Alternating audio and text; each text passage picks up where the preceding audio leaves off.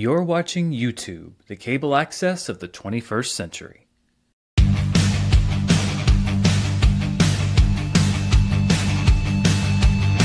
It's Thursday, it's 4 p.m. where I am, and it's time to talk about movies and answer your questions. Welcome to Dan's World.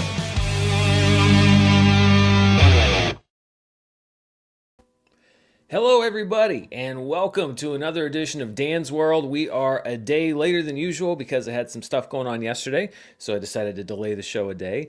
But that's okay because there's some news that came up today that's going to be the focus of the show. We are going to talk about Apple TV Plus. They are raising their prices. I believe this is the third price increase in their history. We are also going to talk about a major trolling mission from one of the biggest franchises around, a great charity thing that I read about that's happening next month, as well as your questions right here. So if you want to leave a super chat, doesn't matter how much, leave it down there. I'll be sure to get that question, and then if we have room for some more, I'll go through the comments and answer anything else that you guys might be curious about. I'm going to do my customary check of the comments right here to make sure that everything sounds good. Yep. Doesn't look like I sound bad. My first streaming experience with the show has left me with a little bit of wariness regarding my audio and video quality, but I think we've ironed out some of the kinks. I'm not going to say all of them because if I say all of them, that's just an invitation to disaster. So I'll let some of your questions come in if you've got them. Let's jump into our first story of the day, and it involves the ever-rising cost and prices for streaming services. Apple TV Plus announced that they will be increasing their costs from currently $9.99 a month to $12.99 a month. So that's a pretty big jump in one go. They are one of the streaming services, one of the last streaming services that does not have any sort of an ad tier. It's all ad-free. I've seen a lot of good stuff on Apple TV Plus. It is the home of shows that people say, "Oh, Dan, you got to watch this show. It's on Apple TV Plus." And I'm like, "Yeah, that sounds really interesting." And then I just don't do it. I don't know what the block is with Apple TV Plus, but that seems to be the one. But there are some shows on there that I've enjoyed. I watch a few different series, but I'm what I would call an occasional subscriber. I'm not a consistent subscriber to Apple TV Plus. And this, I think, is going to make a lot more streamers or reviewers that are like me that don't necessarily subscribe to Apple TV Plus all the time. They might come in when a new season of their show starts and then stop their subscription when they don't want to watch something. Apple TV Plus, there was a story I read that came out earlier this year because Apple does not divide out their costs as far as like, oh, this is how much the streaming division is making, this is how much this division is making. Apple just gives a basic overview of their profitability as a company, and they make literally all the money. But there's a report saying that Apple has lost maybe $1 billion, maybe more on streaming. So it's not a huge surprise that they're going to be increasing costs. And then the next question becomes, are they going to be introducing an ad tier? Because that's what every other streaming service has done. They start off with a low price, they raise the price a little bit, and then they raise the price a little bit more if you don't want want advertising on your programming, or you can pay a lower price if you do want ads. So this is just how it has worked since these services have launched in the last several years. But with this price increase, I wanted to look at just how much more you would be paying or are paying today if you wanted to get all of these streaming services versus how much you were paying back in 2021, which is when sort of the last major streaming service was launched. So I put together a little table here, you could even call it a chart of how much streaming has increased over the past few years. So what you have there first in that first column after the names is how much these streaming services cost without ads, with no ads. Some of them did have ad tiers, some of them did not. At launch, when they launched, or in 2021 when all these other ones were launching. Then you have the price without ads in 2025 and the percent increase. So Disney launched at $6.99. If you want it as a standalone service right now, it's at $15.99. That's a 128.8% increase in price. HBO Max, actually, of all of the major streaming services, has been the best, I guess, about raising their prices, and that's because they also launched with the higher price. They didn't have that unrealistic introductory price. It's only gone up to $16.99 from $14.99. Paramount Plus has gone up 30% from $9.99 to $12.99. Netflix has gone up 28.6% from $13.99 to $17.99. Amazon Prime Video has gone up about 33% from $8.99 to $11.98. Peacock's gone up 40% from $9.99 to $13.99. Hulu's gone up a bunch from $11.99 back in 2021 to $18.99 standalone. That's a 58.4% increase. And then Apple TV Plus, it started out at $6.99 with this new increase at $12.99. That's an 85.84% increase. So in total, if you had all of these streaming services standalone without ads back in 2021, it cost you $83.92 a month. Now those same streaming services without ads cost $121.91 a month. That's a 45.3% increase in streaming costs just since 2021. We're not even talking about the lower prices that Netflix had way back when.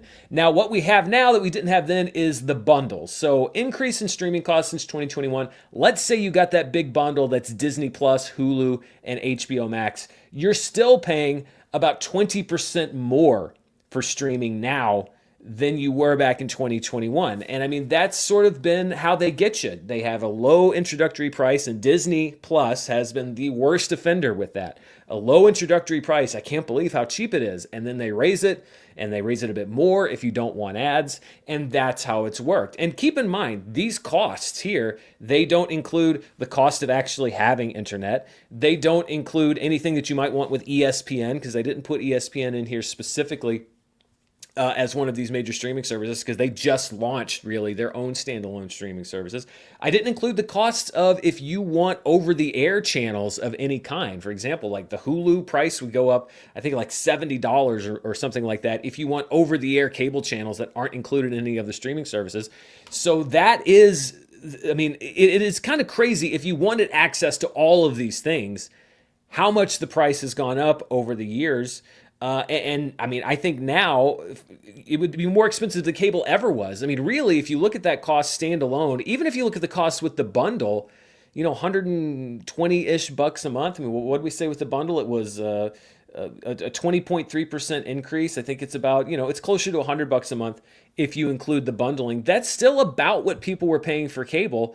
And that's with internet and everything else. And I know that cable costs have gone up as well. Internet costs have gone up. So the price of entertainment has gone up. This idea, I think, that many people had that you were going to carry all of these streaming services, or many of them, that's kind of gone out the window. I think there are a lot of people who jump onto one streaming service here and there. They'll subscribe to this one for a month. They'll subscribe to that one for a month. That's not what they want. But that is the kind of consumer that they have generated with the prices. And the reason why is that streaming is expensive. And they knew that it was going to be expensive. And they racked up, every single one of these companies that has a streaming service racked up massive amounts of debt in order to entice people to become streaming customers. Some of them have started making money. Disney Plus is profitable, as is Hulu, which means it's making money now. But keep in mind, even though it's profitable now, they are still paying down debt, lots of debt that they incurred in launching this. And then for the streaming services that aren't profitable, they're just losing less money than they were before, but they're still losing money. And this was inevitably what was going to happen with the streaming revolution. You were going to get all of these great, cool things at first at an affordable price, but they are still companies, and they are still all about making money, and that's what we've seen. I thought that was kind of an interesting thing to put out there, just the idea of affordability and a new way of ingesting entertainment content, as they would say. But really, as a system, it's just sort of a reskinned version of the old system that we had. And I don't think, particularly, it's that much better for the consumer at this point. I think at the beginning, when it was more affordable, it's a pretty good deal. Now it's just another way, for them to get your money and for them to make money, which, again, yes, they're companies. I get it. They're companies. They're supposed to be making money. But, the whole streaming idea was sort of pitched as this way of saying, like, you're going to have access to everything for this low cost every month. You're going to have access to all of these different things. And, you still have the access to those things, but the low cost part has slowly and slowly been going away. And I'm honestly shocked. I mean, first of all, I think if the Skydance deal hadn't gone through, I think that Paramount Plus would have already been absorbed or teamed up with another company, somehow uh, been combined with another company. I'm honestly shocked that we have not seen that yet with Peacock. I think I think the ship has sort of sailed on Peacock. I know that they have their own thing that they're well. I mean, they did have some wrestling stuff. They lost a big chunk of their wrestling stuff. Now these streamers are battling it out for rights to live events and stuff because that's a whole other monetization thing. If you have live events, you can put ads on it whether your subscribers pay for ads or not. But they're still all just battling it out. And as always, the people ultimately who lose in a battle like that are the consumers because we're the ones that are paying higher prices. And often with the streamers, they are providing less than they did and yet charging us more for that. Apple TV is not one of them. They're not pulling stuff off of their service that I know of because it's mainly all of their stuff. But a lot of the other ones, you've seen it. They cut their content offerings but charge you more. There is a word for that. Let's see, what are we? 11 minutes into the stream, so I think I could probably use this word without getting demonetized. Slight earmuffs if you don't want to hear a swear at this point. It's called inshitification, and it's basically a word that means somebody comes in and says, "Oh, we're going to improve this thing," but ultimately the money wins out. You end up paying more, and they end up offering less. So that I think is what we're seeing across this and across a lot of other areas of the entertainment industry, across all industries, honestly, is we're seeing that. And that is often tied to, private equity and the big corporations, et cetera. This idea of maximizing profit while minimizing utility. That's a nice word that I like. Okay. Let's get to some of your questions. I've got a couple more stories that I want to talk about. But what I love about this show is that it is often driven by the questions that you want to ask. And I appreciate everybody who sends in the super chats and stuff. So let's see what our first question is. Papa Squat, official. This is the official account of Papa Squat. As a film enthusiast / critic, I'm sure you've seen nearly every major film. But what are some of the most popular films that you've never seen?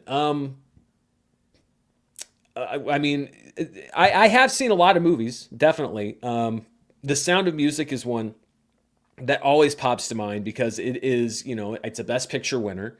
It is one of the movies that is, when you adjust for inflation. I know some people hate that, but I think historically it's a good idea to get a metric as far as money actually made. It is one of the most successful films of all time. It's a movie that it's a multi-generational hit that people love.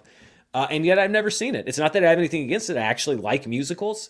I've just never sat down and watched The Sound of Music. So I think that is one that I think would qualify as one of those AFI 100 top of all time Best Picture winner movies that I've never actually sat down and watched. Cass says favorite and least favorite Disney animated movie. Well, favorite, I think a lot of that's very tied to your childhood. I've always said my favorite, and I think it still safely is Aladdin, just because the music is great. You've got the Robin Williams of it all. It was sort of a bullseye, moment when it comes to what I like. Sorry, I'm blowing up here. It's stuff I can wait till after the show. It was sort of a bullseye moment as far as what age I was and sort of tying those childhood memories together. So Aladdin is definitely one of those. I think I could say that's my favorite Disney animated film. Least favorite Disney animated movie. That's hard because, there are definitely some that I like more than others, but it's hard for me to think of one that I watch and I'm like, bleh, I don't like that. That's my least favorite. And honestly, it's probably because there are many that might have that reputation, especially ones that came out when I was older, that I haven't watched because of that reputation. But yeah, least favorite. It's hard for me to actually pull one to say like, oh, that's my least favorite one because, I think they all have some value more or less. There might be some ones that were like, let's say 21st century Disney animated films that I haven't seen that maybe I didn't like as much, but Nothing jumps to mind as far as me saying, yeah, no, not a fan. T Money 27 says, Tyler from Georgia here with a non college football question. Are you happy with the performance of Dan's World and will it continue? Love the show. Well, I mean, we're on the air now. And I know Tyler has asked me some college football questions in the past. I'm happy with how it started. I would like to see it grow a little bit more from where it is. But it's a fun show, and it gives me the chance to do something different. It allows me to do direct interaction, which is great. It's something that I can kind of cover a news story, but it doesn't necessarily have to be a news story that I do a whole video on. It's one I could do a kind of a fun news story that I can just talk about for a couple minutes that I maybe wouldn't have a chance to talk about anywhere else. So I'm happy with the show as far as the format of it and the interaction and the questions that I'm getting from everybody. That's great. And eventually I'm going to, from time to time, be able to bring on a guest and we can do that as well. So I'm happy in that aspect. But I am hoping in the future that the numbers will go up a little bit, but that's part of growing a show. The word's getting out, hopefully, and people are saying, oh yeah, they'll remember to tune in and all that stuff. If we get, let's say, another month or two down the line and things haven't changed, then I may have to sort of, work with the formula a little bit and say, oh, well, okay, maybe let's try it on this day, or maybe let's try it at this different time. If it seems like consistently I'm not going to get where I'm going, but we're not there yet. And we'd have to go pretty far down the line before I said, it just doesn't seem worth it, because I like doing the show. And if anything, if the history of this channel has proven anything, it's that I tend to side with things that I enjoy doing versus things that are going to be quick and easy, clicky videos. I mean, I still, with you, I still wish that all my movies was still going, but I mean, that was the one thing really that I gave up on because it just wasn't worth the time. And it's only because I put as much time into that show as I did. It wasn't because I didn't like doing the show, because I did very much. FreakStomp95 says, I find it obnoxious when actors play two roles in a movie/show. Would you ever do a ranking? Worst, DiCaprio in Man in the Iron Mask. Best, Christian Bale in The Prestige. I mean, that's interesting. I mean, that would take a lot of work. I mean, to go through and find specifically movies where one actor played two roles. I think there'd be more than you think. And also, I think the question would also just be what would the interest be in it? I think it'd be interesting for me to do, but even the Superman ranking video so far, I mean, it's done okay, but it hasn't done amazing. And so, I'm even thinking about like, well, are people interested on my channel? How interested are they in that kind of thing? Because the other thing with those ranking videos is they are a lot of work. The Superman video, I literally last night, finally, I slowed down and I fell asleep last night at 8 o'clock, which I cannot tell you the last time I've done that other than being sick. And I woke up this morning at 8 o'clock. So I slept 12 hours straight because I had not allowed myself to slow down from getting that video done. So, and it's watching all the movies, just the time watching the movies, then writing everything, which takes a very long time, editing everything, which takes a very long time. So the ranking videos are one thing that I'm kind of look at. It's like, I got to be a little pick and choose when I do it, or make smaller pods, 33 movies at a time. That's pretty tough. Tyler Anderson says, what do you think about David Fincher directing Tarantino's Once Upon a Time spinoff? I'm very intrigued. Opinion on Fincher in general. I think David Fincher is one of the most interesting directors out there. If I were an actor, I don't necessarily know. I think you have to know what you're getting into if you're going to be jumping into a David Fincher movie, because it sounds like a very exacting process, a very, you have to be prepared for dozens and dozens and dozens of takes and be prepared to have ultimate control over your body or your facial expression. You have to give him exactly what he wants. If you work for him as far as the art department, you have to be prepared to move a vase 2 inches to the right or 2 inches to the left. But he makes really interesting movies. Even the movies of his that I'm maybe not personally a massive fan of overall, I think the filmmaking is very interesting in all of them. And I am intrigued by this idea of David Fincher directing a Quentin Tarantino, property, because their styles are not. I wouldn't say they have similar styles necessarily. I mean, Tarantino is very.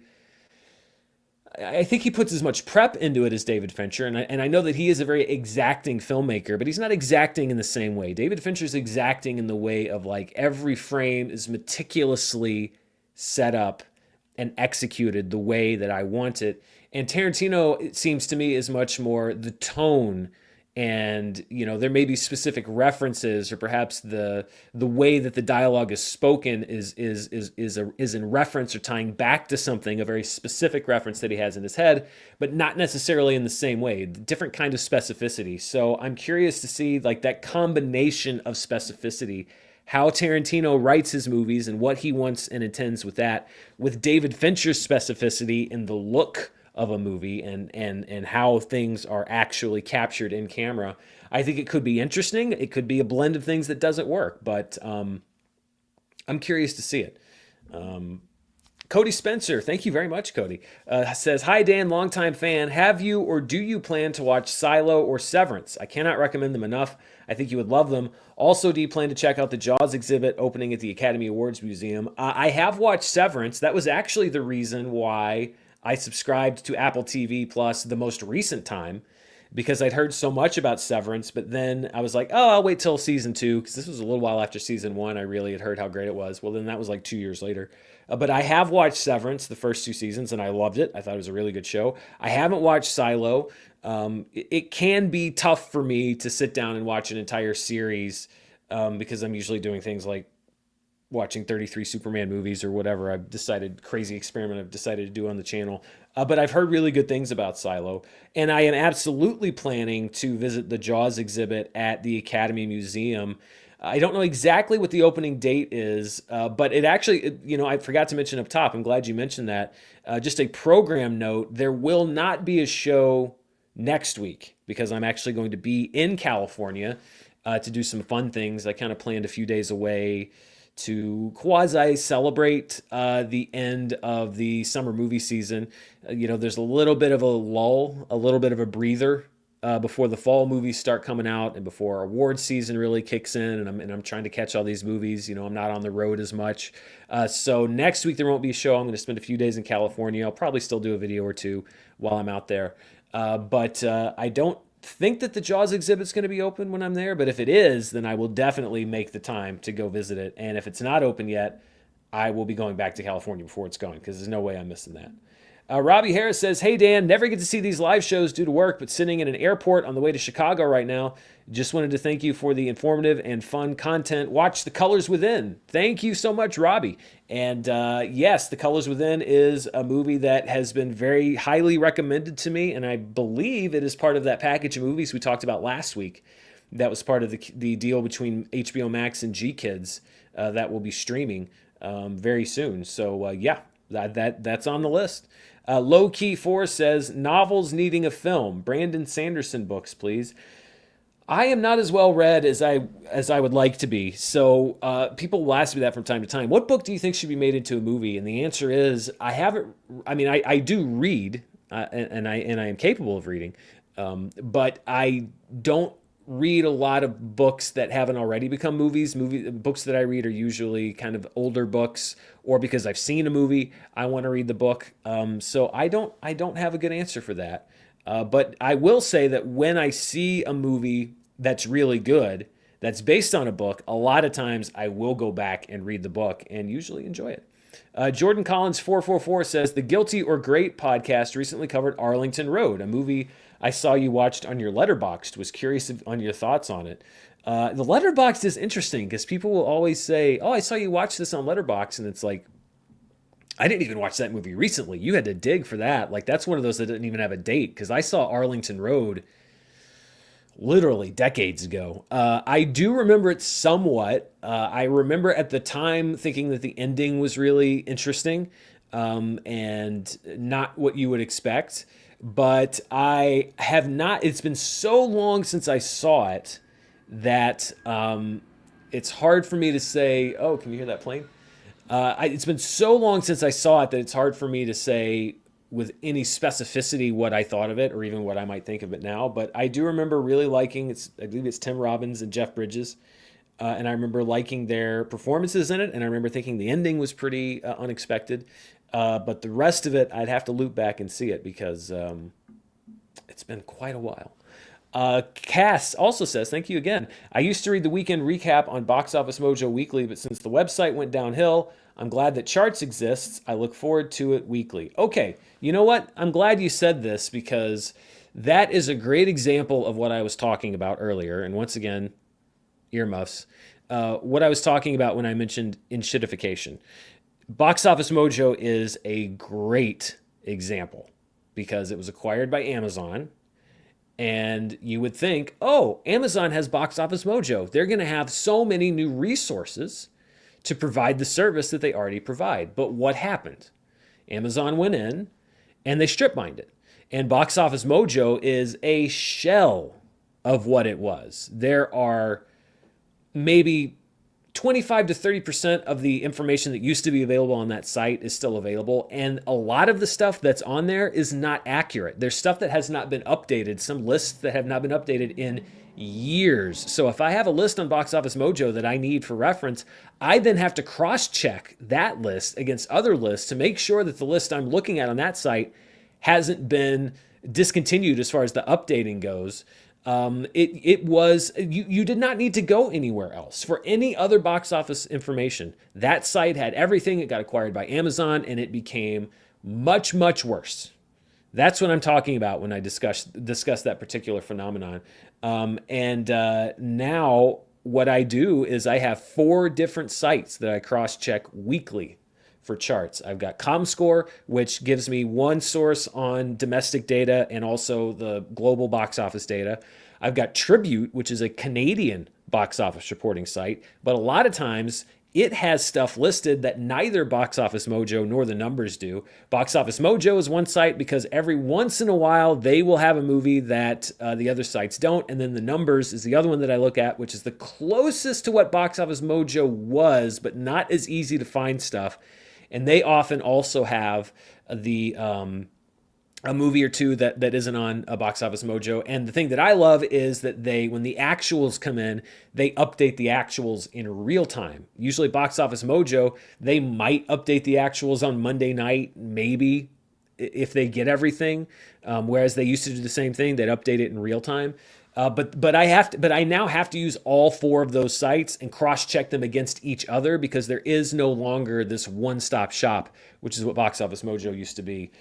So yeah, it is one of the disappointments of my movie covering life. What happened to Box Office Mojo, and a great example of what we were talking about earlier.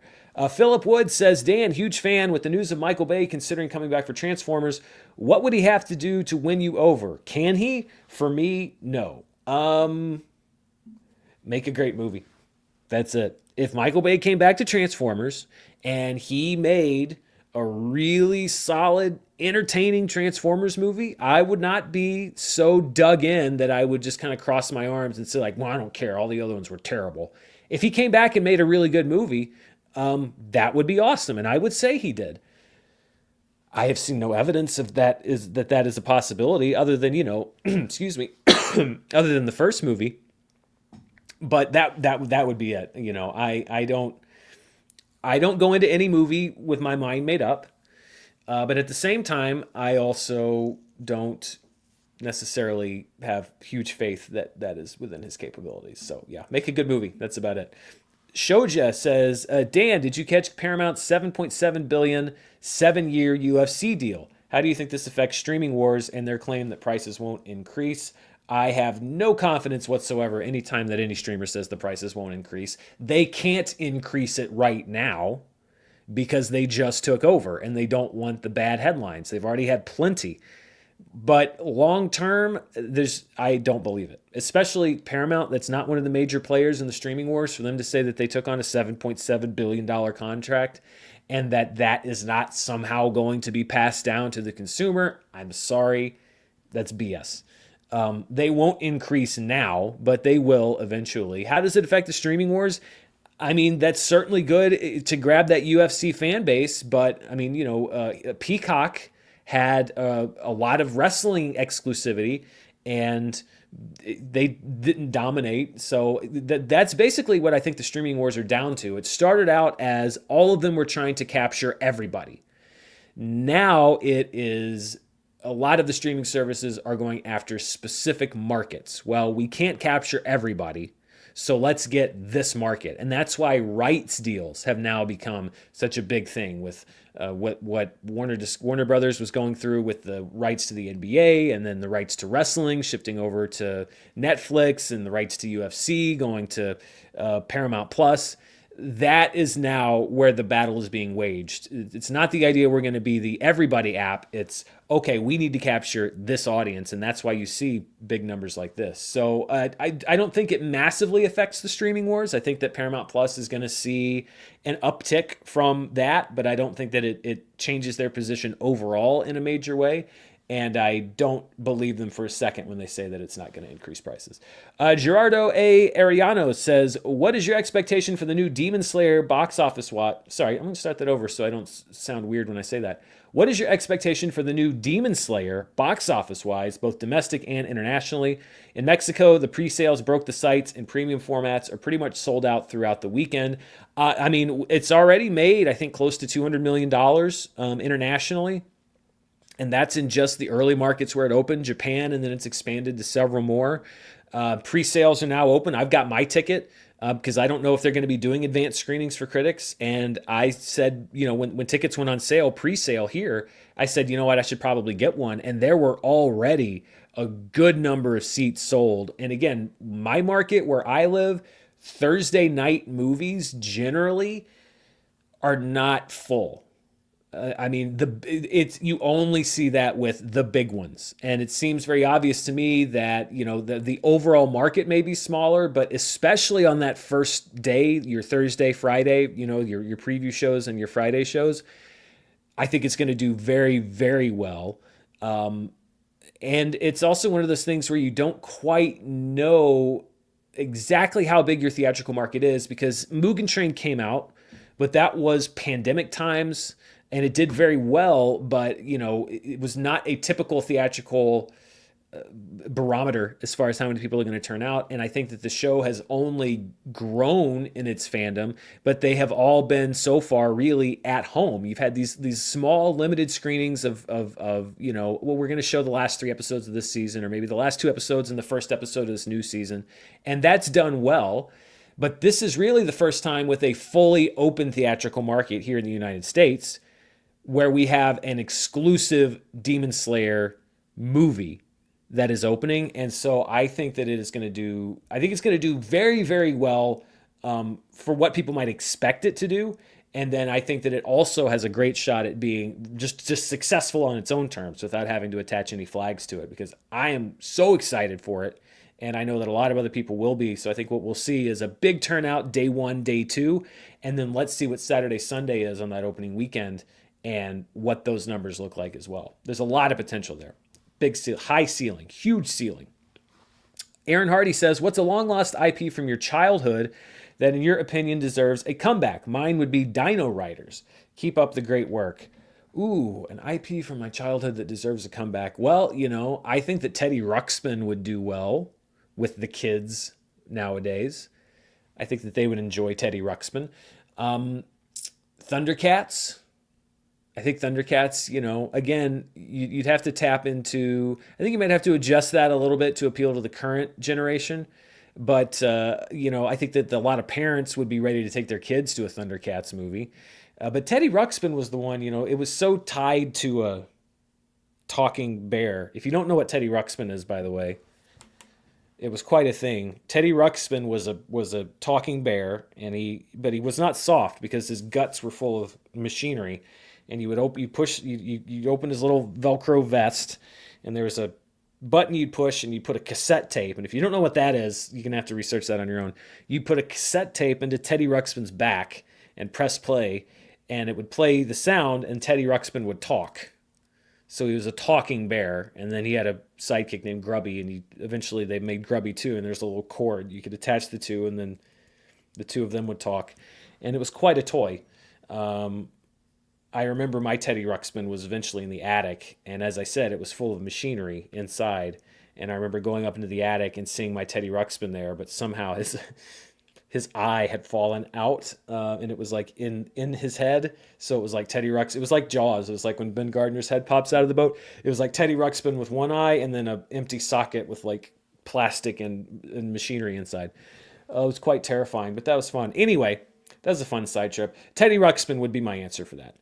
On that note, let's turn to a couple of other. These will be quick stories. Then we'll get back to your question or back to your questions. There was a franchise, a major Hollywood franchise, that pulled a little bit of a, I don't know, you might call it a practical joke on their fans yesterday. Mission Impossible. Oh, let me take that comment down. Thanks, Aaron. That was a great trip down memory lane. Mission Impossible posted on X, Twitter, whatever. Yesterday, the mission was compromised, so we had one option left: release everything, full movie on YouTube now.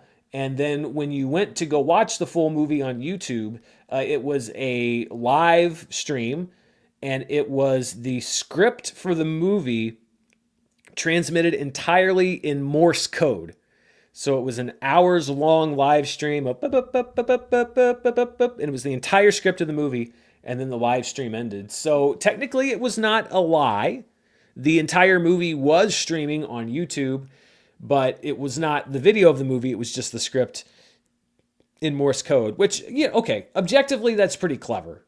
It's an interesting idea. I wonder how it was executed. I mean, did they literally have somebody? Did they pay somebody that knows Morse code to sit there and do the whole script in Morse code? Or honestly, more likely, and I hate to say it, especially given the themes of the movie, did they just feed it into AI and ask AI to generate the script for Mission Impossible in Morse code? Quite frankly, knowing Tom Cruise, he may very well have been sitting there. He may have learned Morse code, and he may have been the person sitting there for hours tapping the script out in Morse code. I would not put that past him. But yeah, I guess that was sort of meant to drum up some publicity for the movie because it just hit digital release, and it's clever. I do think it's sort of a, I don't know. We're talking about it, so mission accomplished, obviously there. But it seems like kind of a low reward type thing, because how many people are going to see that and go like, oh yeah, I was going to rent that movie and I forgot about it, so I'm going to do that right now. Or, I wasn't going to rent it, but that was pretty clever. I mean, the number of people that would have that response versus the number of people who would probably be angry at Paramount and at Mission Impossible for doing that, to me, it seems about 50-50. I get it was a very creative publicity stunt. I mean, it was an interesting way to publicize the movie, I guess. But yeah, I don't know. I'm not so much. I don't think it was one of the best things ever. I know a lot of people are like, oh, that's one of the most clever things. It's like, it's clever. It's clever. I'll grant you that. But yeah, I don't know. I think it was a bit more of a troll than it was a successful publicity stunt. Just my opinion. I also wanted to talk about this, and this goes back to my teenage years and a show that was very important to me, Dawson's Creek. If you don't remember Dawson's Creek, it was a show that was on what was then the WB. The cast is going to be reuniting next month live on stage to read the pilot script from 1998, I think. And it's for a good cause. It's benefiting F Cancer, which is a charitable foundation about cancer awareness and research, etc. But it's also to benefit James Vanderbeek. If you don't know James Vanderbeek, he starred as Dawson on the show. He was diagnosed with stage 3 colorectal cancer. He's currently being treated for it. So it's a benefit for F Cancer as well as for his cancer treatment. Tickets go on sale tomorrow morning. James Vanderbeek will be there playing Dawson. Michelle Williams, who played Jen Lindley, will also be there. Katie Holmes, Joey Potter will be there. Joshua Jackson, who played Pacey, will be there. Mary Beth Peel and John Wesley Shipp, who played Dawson's mom and dad. Mary Margaret Humes and John Wesley Shipp, who played Dawson's parents, will be there. Mary Beth Peel, who played Jen's grandmother, Graham, will be there. Nina Rapetta, who played Joey's sister Bessie, will be there. And also Kerr Smith, Meredith Monroe, and Busy Phillips. They joined the cast later in the show, but they will be there reading other roles that were in the pilot. The producers on this night include Michelle Williams, Greg Berlanti, and Kevin Williamson, who was the original creator of the show. And it just, even beyond just the fact that I was a big fan of Dawson's Creek when it came on the air, this would be fun for me to see just as a fan. This is great to see everybody sort of rallying around James Van Der Beek, and it's something that he kind of kept private for a while, and then he has been, I've seen him in several interviews, he's been, talking about his treatment, and what I really love is he's using it as an opportunity to raise awareness and to make people aware of, hey, I was younger than people, most people say that you should be, and these were the symptoms that I had, and if you have these symptoms, then you should go look at them and get them treated. And it reminds me a lot of, if you're a fan of the Schmodown, my good buddy Kevin Smets, who I'm hoping to see when I'm in California next week. He also was diagnosed with it, and man, he kicked his butt. He smashed it, and scans have been coming back great.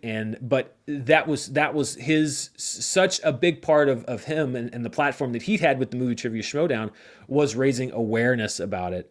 And saying, hey, this is important. This is an important thing to do.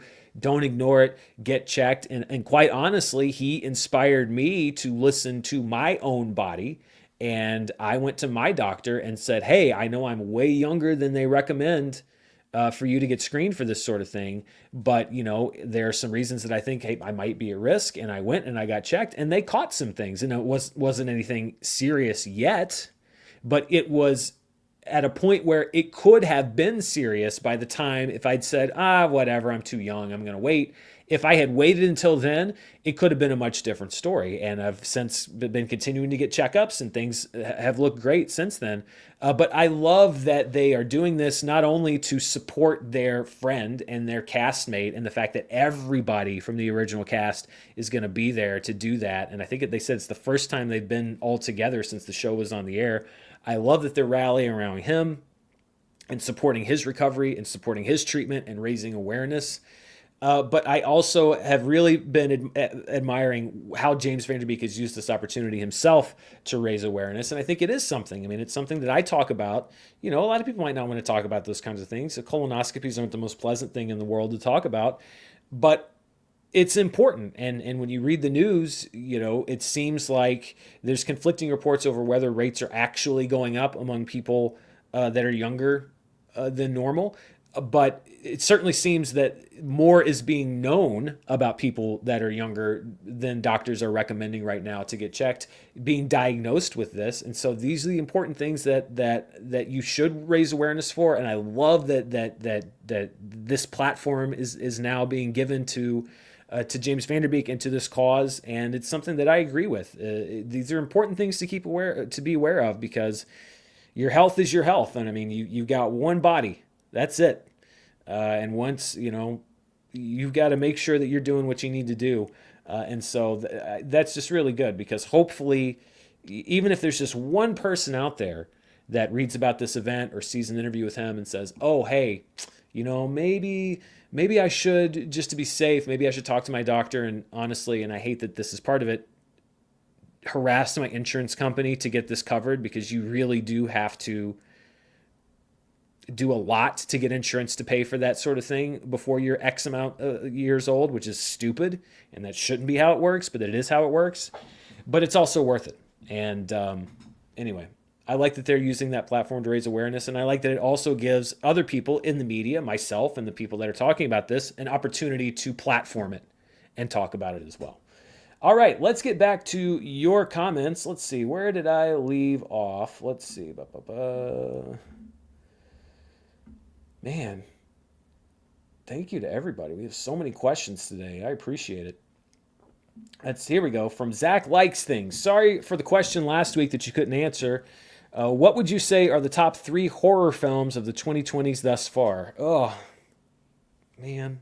It's not that you're asking questions that I can't answer. It's just that the broader questions are hard for me because I know if I just say what's on the top of my head, then I'm going to miss something. Even one of these movies that's like, oh no, I love that movie. How can I leave that out?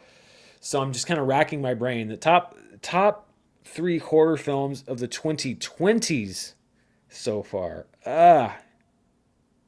Because horror is also not my, my absolute go-to.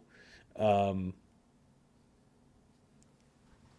I mean, this is going to be what I hate, which is I'm just going to say the first ones that come to mind, and I know there's going to be one that I leave off, and I'm like, oh, I wish I'd said that one. Barbarian, I liked a lot. We were talking about that a lot. It's on my mind because Weapons just came out. The Black Phone, I enjoyed, and I'm looking forward to the sequel. The sequel looks interesting because when I heard they're doing a sequel, I'm like, I'm not sure where they're going to go with that. But I kind of like at least how they're setting the premise up in the sequel. So yeah, Barbarian, The Black Phone, I liked, and oh man, my mind just goes blank because there's so many movies to try to think of. Um, I know I see this is the thing is I know I'm leaving movies out that I should be thinking of, but I'm sure this probably isn't one of the best ones, but I did enjoy the new Scream when they brought Scream back, mainly because I wasn't sure they could do it, and they did, and it was an enjoyable movie. So that's one of them, and I mean, no, The Substance, right? The Substance, that was my favorite movie last year. That counts as horror, right? So that would go right up at the top of the list. See, I almost didn't think of my favorite movie last year. It's hard. It's hard for me to like catalog everything I've seen in my head and rank them and say these are the best because then I'm going to forget them. So those are the ones that pop out. So I guess those would be like the top four movies that immediately came to mind. Although I'm sure that there are other ones that I am not thinking of. Robbie Harris says, while we're on the topic of Apple TV Plus, you should check out Pachinko, criminally underrated by the Emmys in public. I've heard a lot of good things. It's one of those, it's like I said, Apple TV Plus is like the king of, oh yeah, I've heard that show's really good. And then I just never get around to checking it out because Pachinko I've heard is really good. Hey Dan, regarding Apple TV Plus shows. From Harbs K. You need to watch For All Mankind, especially as a Trek fan. Roland Moore is the showrunner, and the show plays out like a precursor to the future that Trek envisions. I have heard that show is good as well. I feel bad because everybody has these shows that they love on Apple TV Plus, and my answer to all of them is almost always, except for the ones that I've actually watched, yeah, I've heard that show's great, but I haven't watched it. So yeah, I'll put it on the list. Fade Ogalan with just a super chat. Thank you. And then a question from Fade Ogalan: do you think Netflix will report earnings for K-pop Demon Hunters in theaters this weekend? I thought about that because I could see it going both ways. I could see Netflix saying, "Hey, our movie made 15, 20, however many million it's going to make. I don't know exactly how much it's going to make. The tickets seem to be selling very well. I could see Netflix wanting to kind of brag and say, "Hey, look, our movie made this much money, and it's a streaming movie that people can watch at home. They came out to see it in the theater. Isn't that amazing?"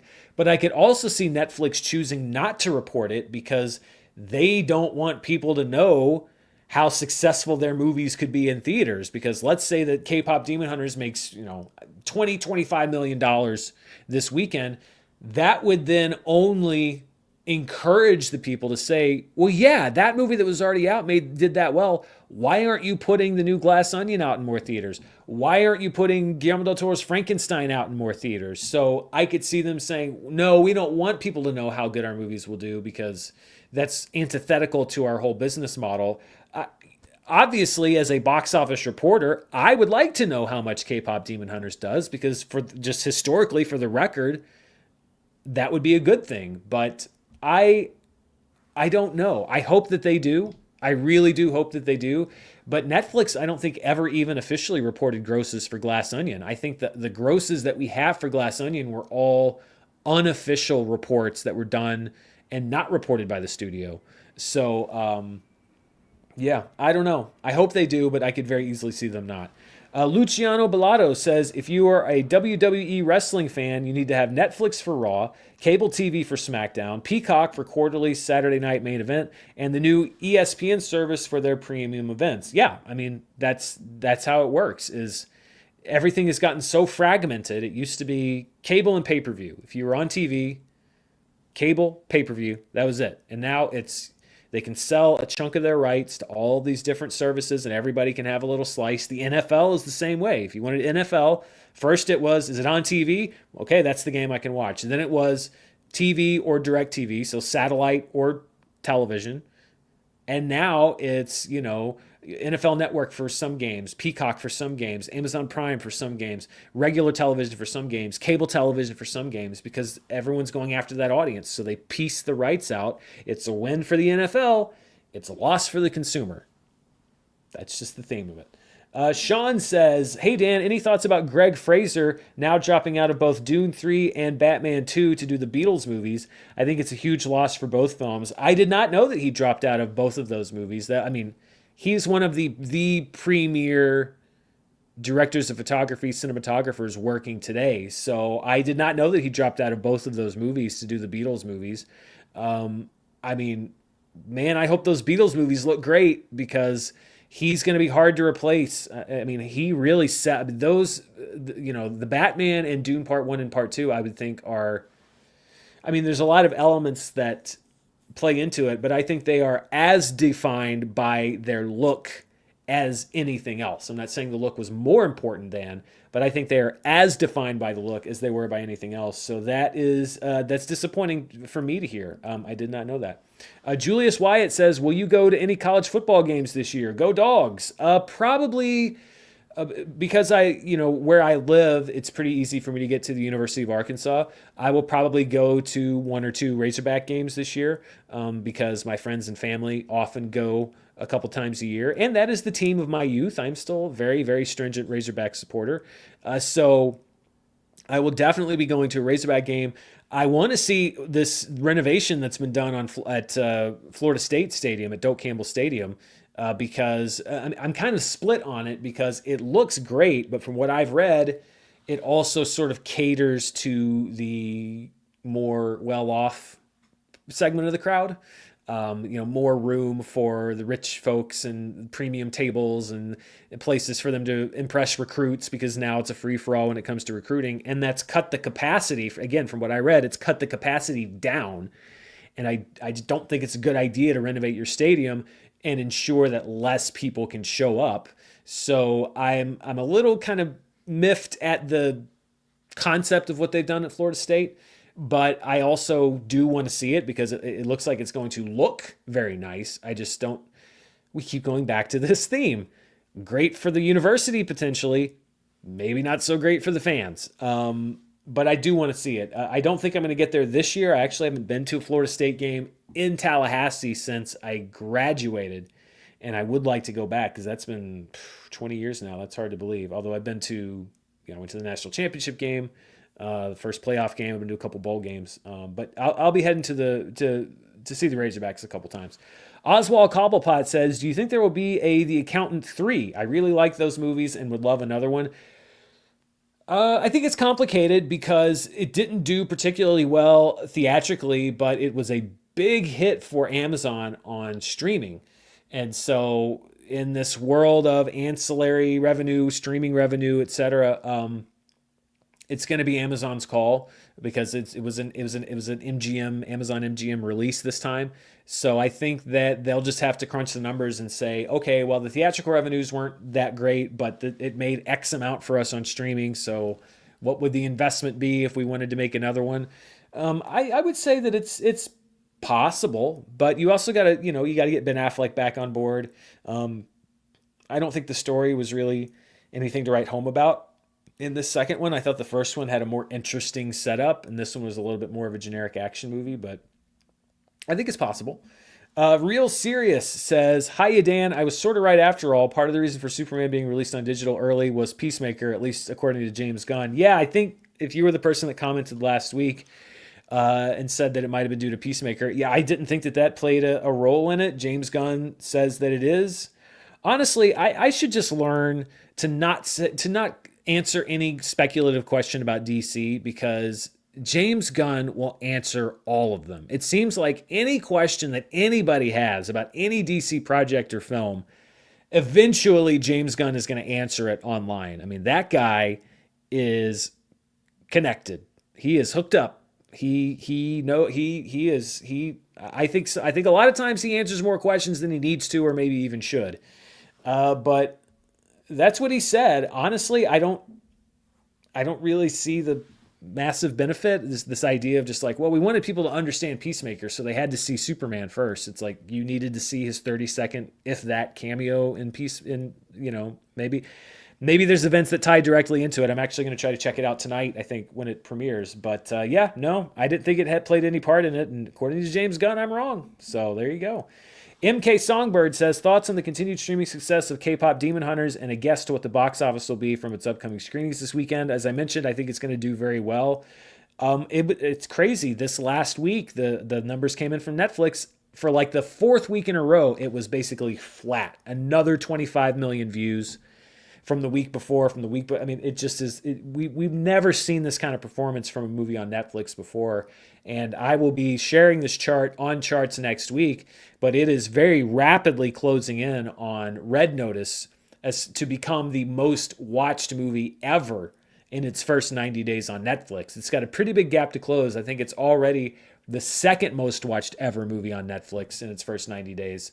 And this is Netflix's numbers, so it includes movies that they didn't report ratings on. This is all time. It's not just me gathering the data from what they've released. This is Netflix saying it. So, I mean, it's a phenomenon. It is a genuine phenomenon. You don't see stuff like that very often, especially on streaming.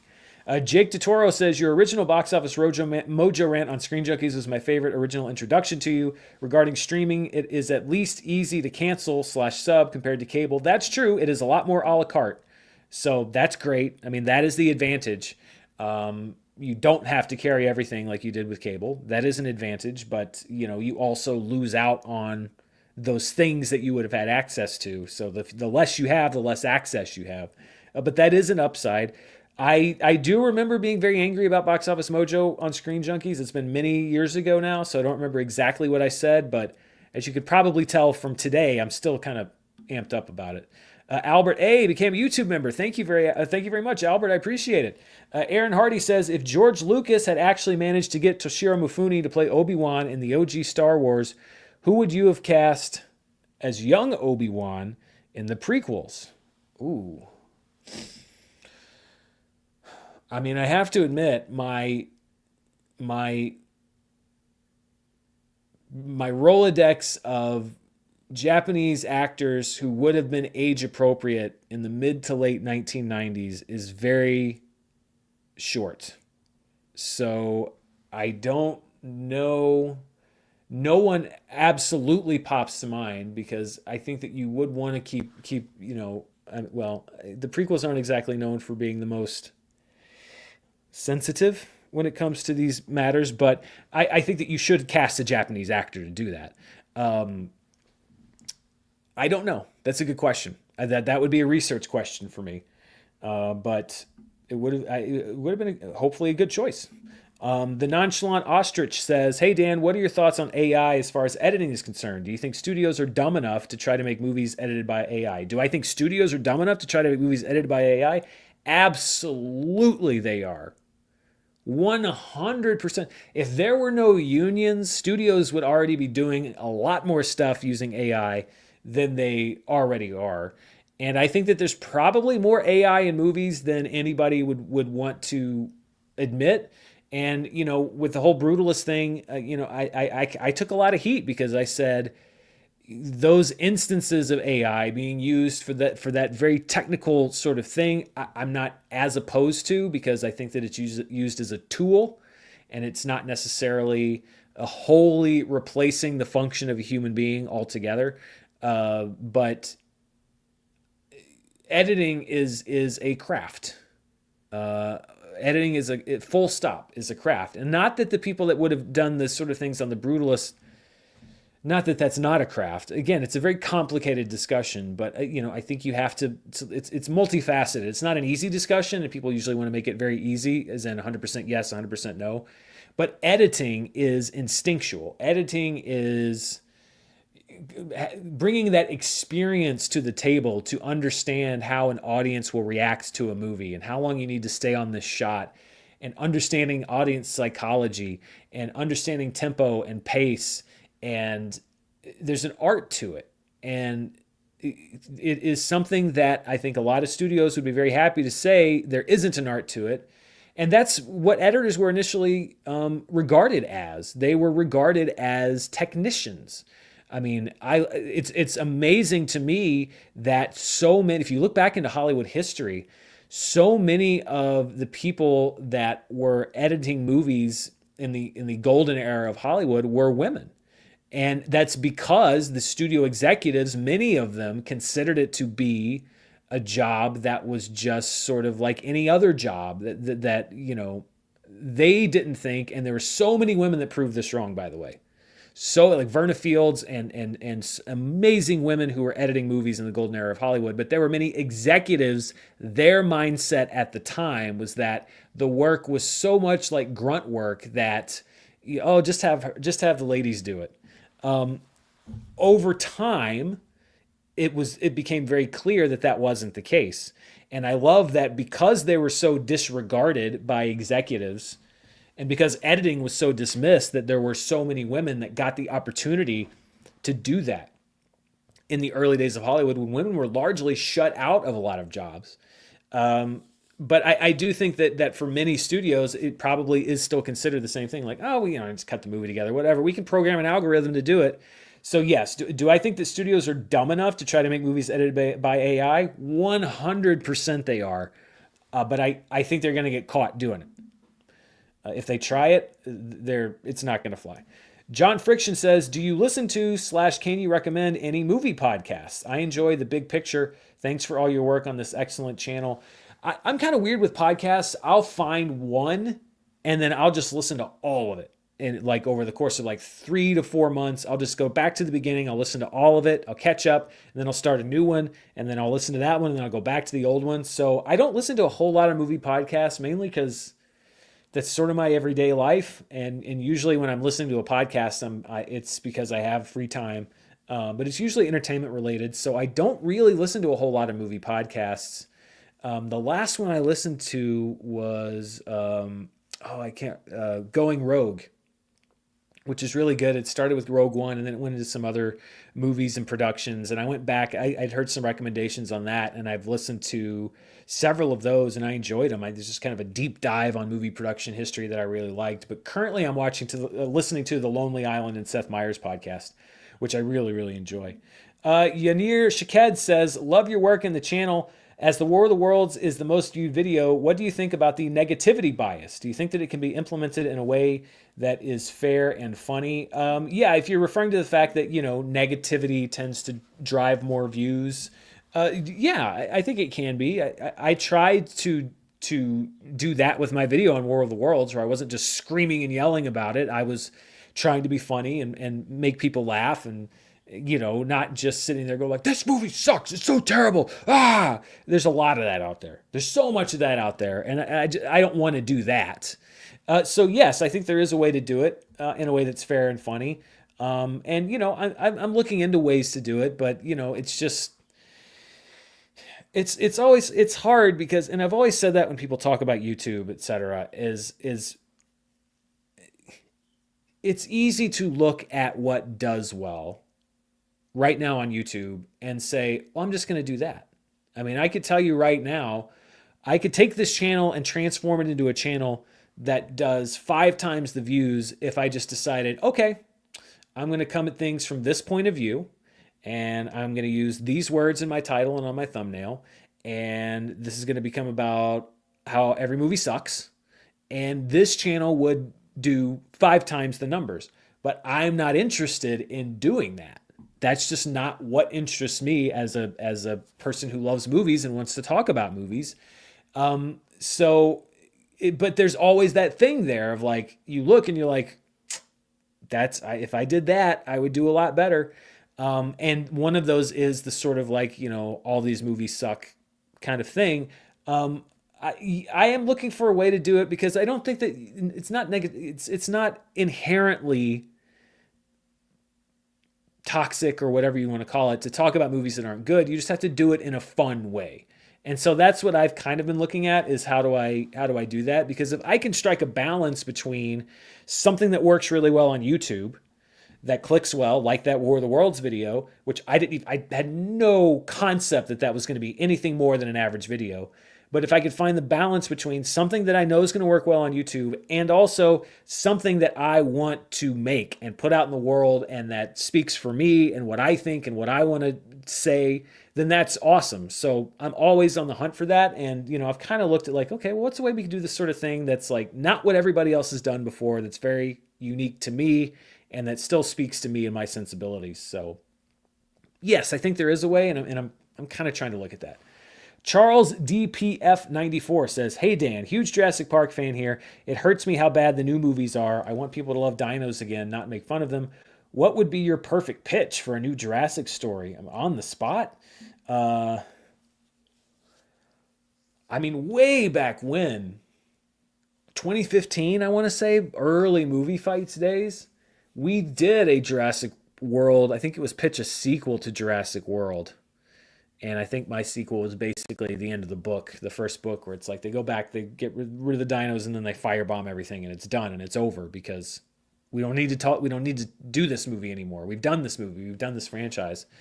I mean, without going into specifics, I think broadly it should be something that attempts to capture the magic of it, and that's what I love about. That's why I think Jurassic Park works so much better than the other movies. Is when the movie starts, dinosaurs are magical and wonderful and amazing, and they're these incredible creatures that have been brought back to life, and there's a sense of wonder, and you get that first. That's what dinosaurs are. And then as the movie goes and things go wrong, then the dinosaurs become scarier because it's not like the dinosaurs went bad. The dinosaurs didn't turn evil, but because of Nedry and the arrogance of this guy and his greed, he put humanity in the world of the dinosaurs. And so the dinosaurs are just doing what they do. And we are put in the middle of it and they have to survive it, and they do. The dinosaurs aren't necessarily villains in the first Jurassic Park. They're antagonists. They're an obstacle, but they're just doing what dinosaurs do. We are the ones that shouldn't have been there. Starting with the sequels, they became monsters. It's here are the big scary dinosaurs, and you have to run from them because they're going to try to eat you, because that's what dinosaurs do. They hunt you and try to eat you. And Lost World had a little bit of that wonder still, but really from there on out, you didn't have much of that. So it would almost have to be some kind of a story where you're able to rediscover dinosaurs again. But I just don't know how you can do it without being a retread of what was done before. So in very broad terms, if I was going to say a new Jurassic story, it would have to be something that starts from a place of dinosaurs are amazing and it's incredible that they're here, and go from there. Maybe almost doing something like they did a little bit in Fallen Kingdom, where it's about trying to save them, which was the first part of it, but still you had to put in all the beats where the dinosaurs are ruthless and bloodthirsty monster creatures that are going to eat you, because that's what people expect from the franchise now. But it's almost like trying to put the you can't put the genie back in the bottle. Just a few questions left, so if you have any final questions, send them in now. If not, we'll wrap up after these last couple.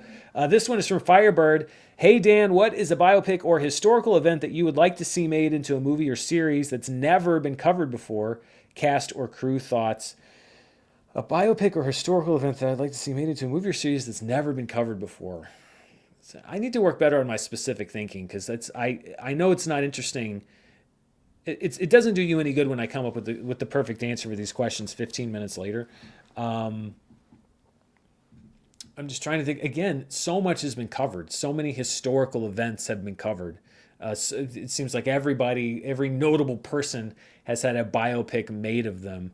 I actually, this isn't the best pitch ever, but I actually thought, because I was watching, I had some free time a couple days ago, and I watched the Netflix documentary series. They did their train wreck series. They did one on Woodstock '99, which I remembered happening. I wasn't there. I was 16 when it happened, but I remember reading about it. And the narrative was a certain thing. It kind of put the blame a lot on the musicians for whipping this crowd up, etc.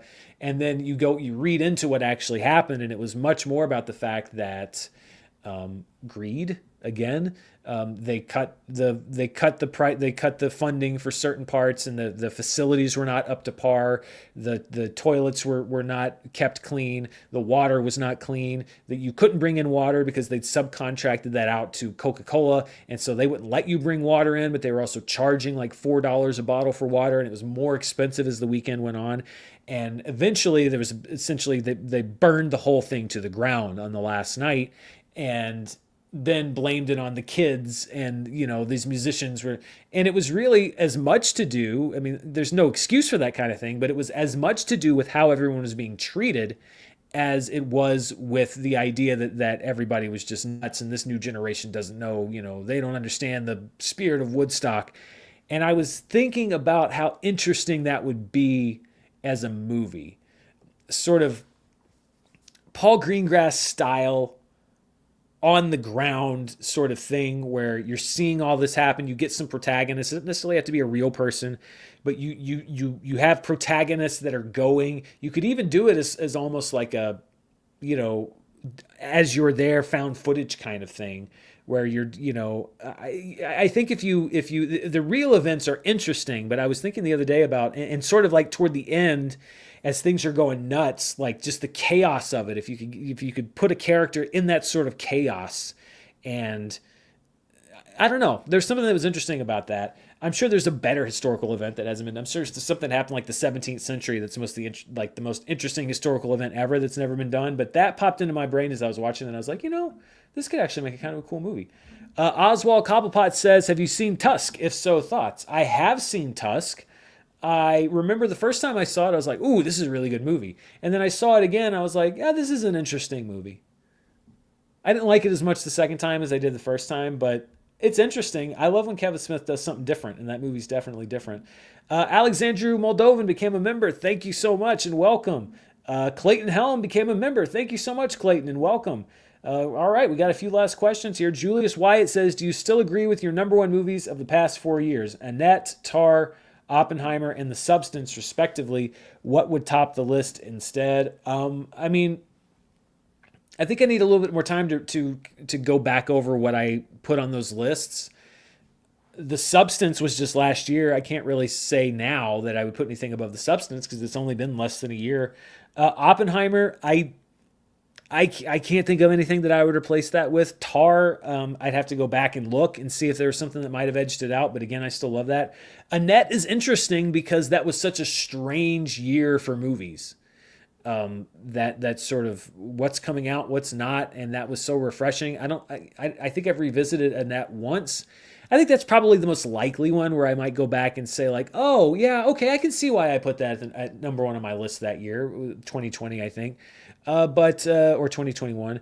But yeah, I don't know, maybe if that would have been my choice now in retrospect, but right now, no, I'm not like, oh, what was I thinking? How could I pick those movies? I stick to it. Eric says, "Hey Dan, if you were Feige, I'm dressed like Feige, what would you do to bring back the golden days of the MCU? Any specific storyline? Appreciate you and everything you've done. Huge fan of you, and you are my favorite castmate at Screen Junkies." Thank you, Eric, so much. I appreciate you, and thank you for that super chat. I mean, that's a complicated question. Creatively, I think that Kevin Feige, they've actually been doing the right things. I think that Thunderbolts was a pretty good movie. I think that Fantastic Four was a really good movie. But the hard thing to accept, I think, right now is that the golden days of the MCU box office wise are gone. And it's not, and it's the MCU is partially to blame because they flooded the market with a bunch of stuff that was not all of it up to snuff for what people would expect, but the market has also changed.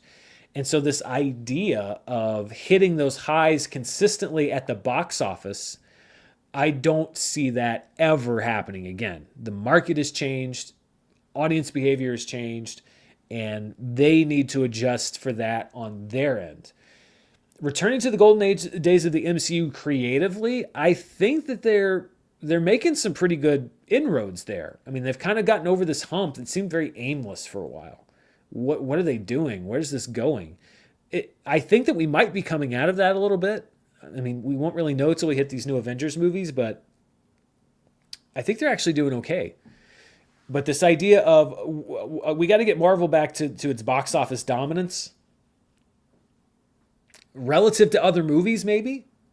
You could maybe get that reputation back up. And again, that's just if you put out more movies that are really good, then people are going to get more excited about it. If you can feed them into each other a little bit more without teasing people too much, then maybe. But this idea of constant billion-dollar hits, it's just not. We've passed those days. You'll still get one here and there, but I don't think we'll ever see it as consistent as it once was. Alexandru Moldovan says, do you think that video game movies are going to take over for superhero movies as it captures the minds of 10, 15 years, 20 years maybe? Minecraft, Super Mario Brothers, we are seeing sort of a new era of mega hit video game films. I mean, even Uncharted did pretty well for the time when it came out. And when the Mario Brothers sequel comes out, I think it's going to do well. We'll see how Mortal Kombat 2 does later this year.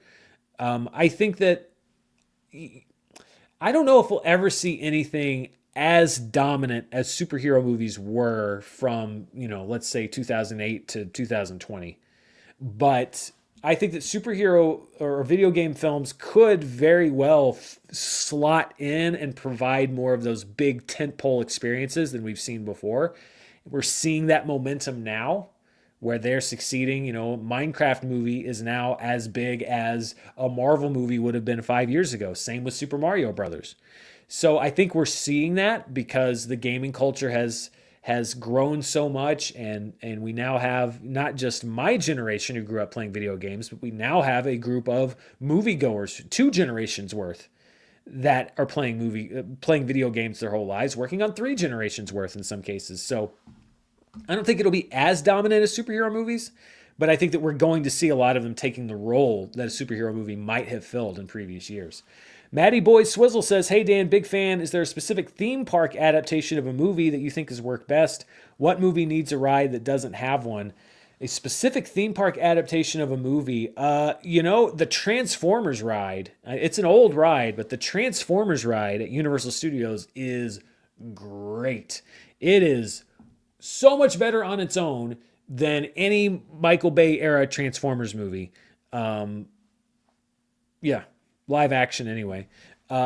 It's just because it so perfectly captures, it puts you in the middle of everything. It's that motion thing. It's in 3D. It's got some of the heat blasts. You're jumping and going all around, and Megatron's grabbing you, and the thing's blowing up, and it's so good.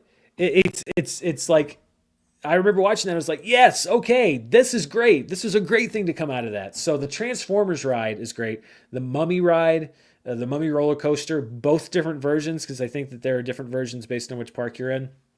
Both of those are great. And again, they capture the spirit of the movie and the curses and the fire and all that stuff. But yeah, when I think of like a great movie ride, Transformers for me is one that's just like, wow, good job. Way to go. You tapped that better than the movies did, the potential of it.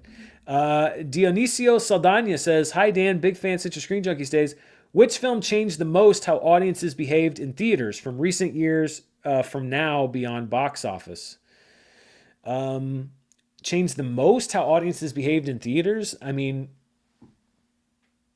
negatively speaking, here's the thing that bothered me about the whole Minecraft movie stuff was teenagers, are going to go do dumb stuff. I did dumb stuff when I was a teenager. I don't always shake my fists at stuff like that. But what I didn't like about it was that it was so glorified. This idea of we're going to a theater and and it wasn't just being rowdy. Okay, you want to be rowdy, whatever. You want to yell stuff out in the theater. Okay, it's the fact that they went in and trashed the theaters. When you see the pictures that people who own theaters were sharing after the Minecraft movie screenings, and the place is trash. There's popcorn everywhere, and it's just left for them to clean up. That's what bothered me. And my worry is that in the TikTok social media era, and I'm sounding like an old person here, but hey, I mean, compared to them, I am an old person. It's glorified. You get attention for it. You get likes for it. It gets covered on the news. And my worry is that because it was such a big deal with Minecraft, that the next time something like that comes around, people are going to be even more inclined to do that too. And that could start a trend where this, and it becomes about topping, okay, well, we did this for Minecraft, so this one has to be even more extreme.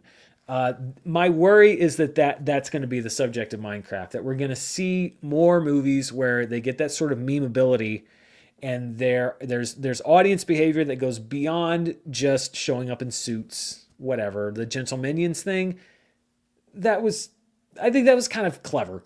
And there were instances where there was destructive theater behavior, but that wasn't the norm from what I could tell with that. This one was, every time there was a big crowd like this, the theater, it seemed like, was completely trashed. That is not good. And so I think that if we see that continue, then that could be, people could look back and say, okay, well, that was sort of an inflection point where audience behavior changed, not for the better. So I hope that we don't see that, but we'll see. All right. Finally, Shoja says, Dan, easy question. Name all the movies. Okay. You know what? Actually, I will do that. It'll be live streamed live here on the channel tomorrow at 5:00. The catch is I'm going to be naming them all in Morse code. So I'm going to get Tom Cruise on the phone, get his Morse code skills, and then I'll name all the movies in Morse code right here on the channel. All right. I think that is everything. Thank you so much to everybody that sent in a question. Always good questions. And I never really even know who's going to send one in or how many we're going to get. And we always get enough questions. Look at that. We're an hour and 20 minutes today, mostly your questions. So thank you to everybody who asked a question and listened to me talk about streaming and all that other stuff. As I mentioned earlier in the show, there will not be a show next week because I'll be on the road, but I will return the week after. And we will have a live show. So in 2 weeks, probably 2 weeks from yesterday, so a week from next Wednesday. There may be some disruption to the channel schedule in the weeks going forward because there are a couple things I'm working on. They're exciting changes. I think very exciting changes, not necessarily to the channel itself, but to everything around this channel. But that may require me to shift some things here and there, or maybe have a temporary setup, but it's all a good thing. So I'll try to keep you posted on those potential disruptions. But thank you so much for joining me here. I am going to be going in, I think, about an hour and a half to go. Hit the mic stand there. I'm going to be going in about an hour and a half to see Nudge Out 2. Because I thought it might be interesting to do a review here on the channel for Nudge Out 2, considering it is the biggest, highest grossing movie in the world this year.